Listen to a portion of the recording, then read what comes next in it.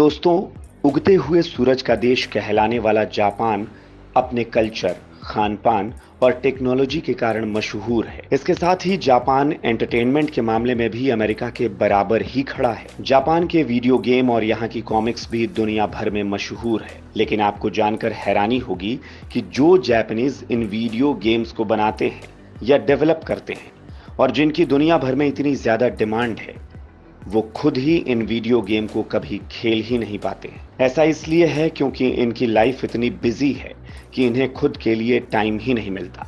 कहा जाता है कि जापान में काम करने वाले वर्कर्स कभी कभी महीने में 80 घंटे तो ओवर टाइम में ही बिता देते हैं और इसके लिए इन्हें कोई एक्स्ट्रा पैसे भी नहीं मिलते। लेकिन यहाँ सवाल खड़ा होता है कि जब जापान में लोगों को एक्स्ट्रा पैसे नहीं मिल रहे हैं, फिर भी यहाँ के लोग इतना काम क्यों करते हैं? क्या उनकी कोई मजबूरी है जिसके कारण वो दिन रात काम करते हैं, या फिर वहां का वर्क कल्चर ही ऐसा है? इस वीडियो में हम इसी बारे में बात करेंगे, तो इसे जानने के लिए आप ये वीडियो अंत तक जरूर देखिएगा।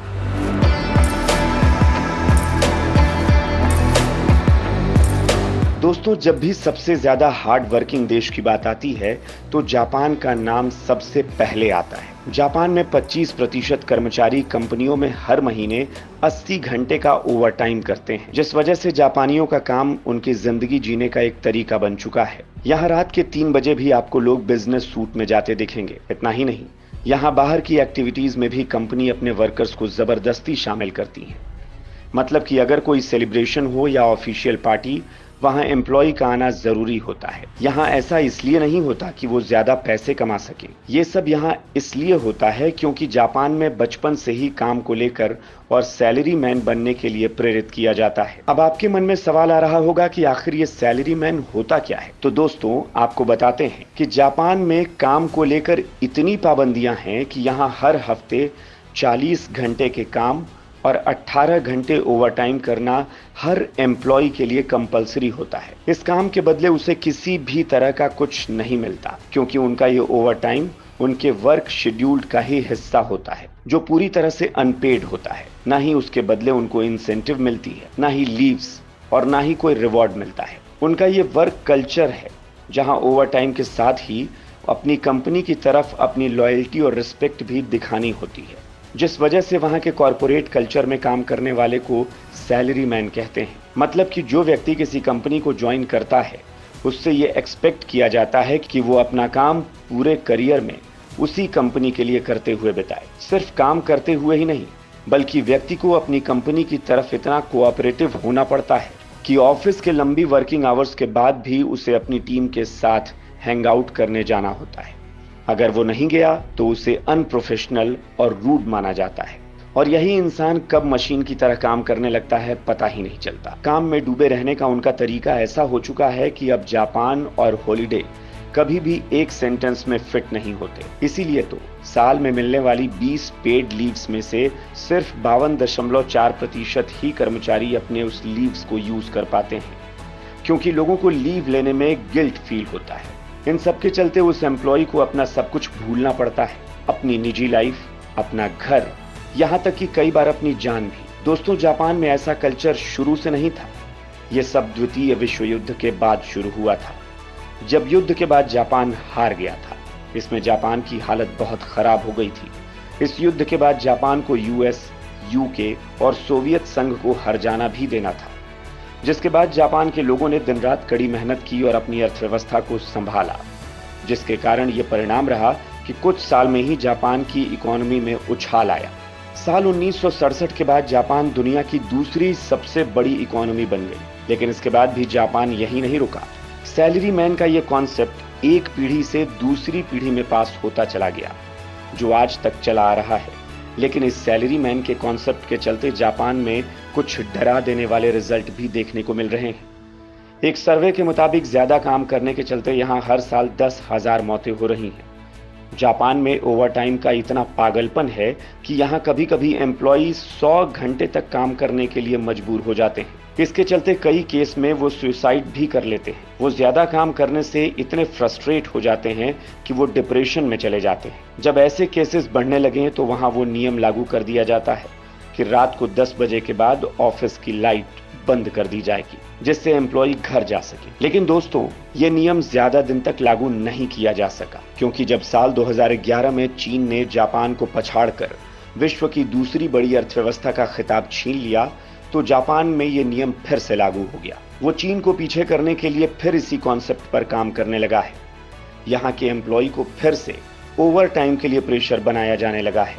दोस्तों, जापान में एम्प्लॉय को मिलने वाली छुट्टी को भी यहाँ लोग छुट्टी पर नहीं रहते, तब भी वो ऑफिस आते हैं, क्योंकि छुट्टी लेना उन्हें गिल्ट फील कराता है। जब उनके आसपास के लोग बिना छुट्टी के लगातार काम करते दिखते हैं, तो वो भी काम करना ही पसंद करते हैं। यहाँ तक कि अब जापान में ज्यादा काम करना शान बन गया है। लेकिन अब ये बात जापान को खाए भी जा रही है, क्योंकि ज्यादा काम करना आपकी प्रोडक्टिविटी को नहीं बढ़ाता है, बल्कि आपको स्ट्रेस ही ज्यादा देता है। जब कोई व्यक्ति स्ट्रेस में होता है तो वो अपना काम भी ठीक से नहीं कर पाएगा, और जिससे कंपनी का नुकसान ही होगा। ऐसा ही जापान में देखने को मिल रहा है। जिस तरह से जापान में वर्किंग आवर्स हैं, उस हिसाब से वहां की प्रोडक्टिविटी बहुत कम है। जापान में ऐसे कल्चर को पीछे होने का कारण यहाँ की जनसंख्या का प्रतिशत भी है। यहाँ की 26% जनसंख्या सीनियर सिटीजन है, जिसके चलते यहाँ की सरकार और यहाँ के युवाओं पर इनका भार है। वहीं एक सर्वे में यह भी सामने आया है कि अगले 20 साल में यहाँ सीनियर सिटीजन्स की संख्या में 20% की बढ़ोतरी होगी। वहीं दूसरी तरफ जापान में जनसंख्या भी कम है, और वो दूसरे देशों के लोगों को भी यहाँ काम करने की इजाजत नहीं देते हैं। यहाँ मात्र 2% से भी कम लोग ऐसे हैं जो बाहर देश के हैं। वहीं अमेरिका में यह आंकड़ा 9% के आसपास का है। जापान के वर्क कल्चर के कारण ही यहाँ दूसरे देश के लोगों को काम करने में मुश्किल होती है। जापान के ऐसे हालात को देखते हुए यहाँ की सरकार ने कई प्रोग्राम बनाए, जिससे यहाँ के लोगों की लाइफ से वर्कलोड और डिप्रेशन को भी कम किया जा सके। यहाँ की सरकार ने माना कि कंट्री को अपना प्रोडक्टिविटी रेट बढ़ाना है, तो उसे अपने एम्प्लॉयज के वर्किंग आवर्स को कम करना होगा।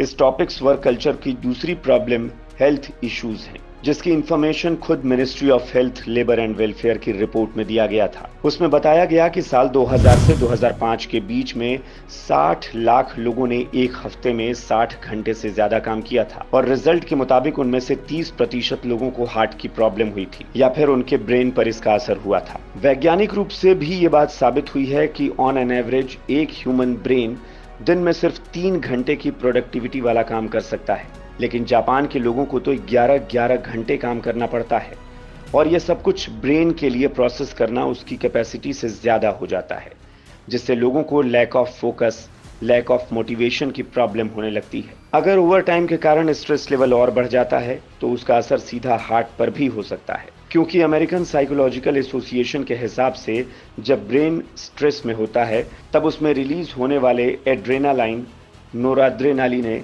और कोर्टिसोल जैसे स्ट्रेस हार्मोन्स हमारे हार्ट रेट को बढ़ा देते हैं और हार्ट मसल्स को कॉन्ट्रैक्ट करते हैं। इन सभी प्रॉब्लम्स को देखते हुए यहाँ की सरकार ने प्रीमियम फ्राइडे लागू किया है। इसमें हर महीने एम्प्लॉय को दिन में 3 बजे घर जाने दिया जाएगा, लेकिन ये प्रोग्राम फेल हो गया, क्योंकि गिल्ट की वजह से वो घर नहीं जाना चाहते। साथ ही कंपनियों ने भी इसे अच्छे से लागू किया। इतना ही नहीं, जो कंपनियां इसे लागू कर रही थी वो गुरुवार को ही एम्प्लॉय से ज्यादा काम करवा रही थी। फिर सरकार ने ये नियम भी लागू किया कि अगर कोई कंपनी किसी एम्प्लॉय से ओवर टाइम करवा रही है, तो दूसरे दिन उस एम्प्लॉय को एक निश्चित समय के बाद ही बुलाने की बात कहे, जिससे वो एम्प्लॉय आराम कर सके। इसके साथ ही यहाँ की सरकार ने माउंटेन डे के नाम से भी एक नई छुट्टी बनाई है। इसमें सरकारी छुट्टियों की संख्या बढ़ा दी गई है। वहीं काम के प्रेशर को मैनेज करने के लिए जापान में रोबोट का सहारा लिया जा रहा है। ये रोबोट इंसान को ध्यान में रखने से लेकर गाय का दूध निकालने तक का काम करते हैं, लेकिन यह कहां तक सक्सेस होगा, कुछ नहीं कहा जा सकता।